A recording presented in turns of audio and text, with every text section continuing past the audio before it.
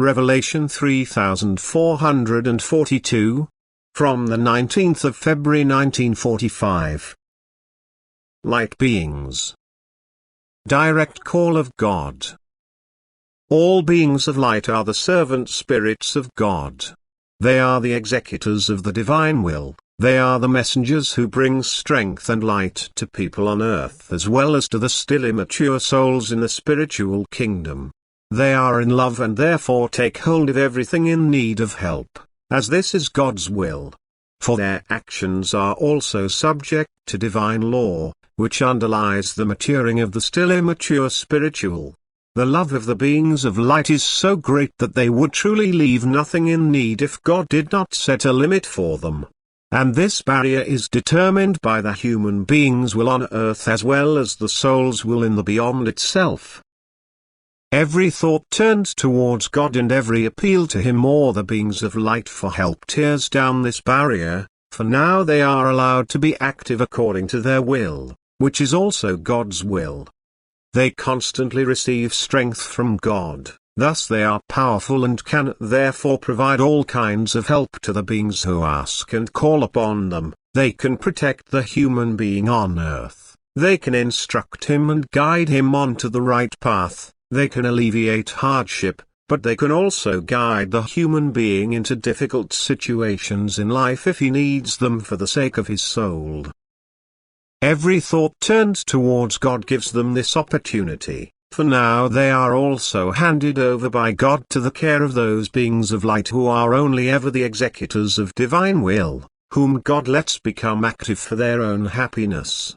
For the spiritual being full of light has already found unity with Him and works and creates out of his strength in His will.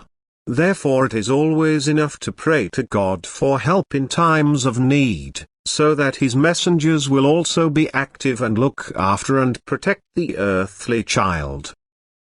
And likewise every good thought sent into the spiritual kingdom establishes contact with those beings which use every opportunity to carry out their actual mission to convey illuminating thoughts to people, to teach them to pray correctly, to increase their desire for God, to encourage them to be active in love and thus to constantly take care of people in a redeeming sense who are turned towards them through prayer and good thoughts.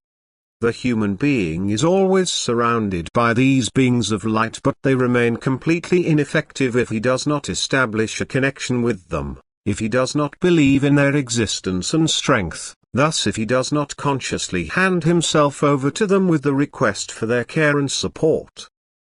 For according to divine law they are prevented from coming to the human being's aid without being called, since this help would not result in spiritual success but would deprive him of the opportunity to approach God for help from within, thus to establish the connection with Him which is the prerequisite for receiving strength to mature spiritually. Establishing the connection with God is so extremely important that every opportunity to do so should be used, and therefore the path to Him should be taken directly. For He Himself has given people prayer as a bridge to Him which they can use always and everywhere. Prayer is a grace from God through which He makes Himself accessible to every person, and this grace should be used, for it results in an inestimable influx of strength which is conveyed to people again through His messengers according to His will.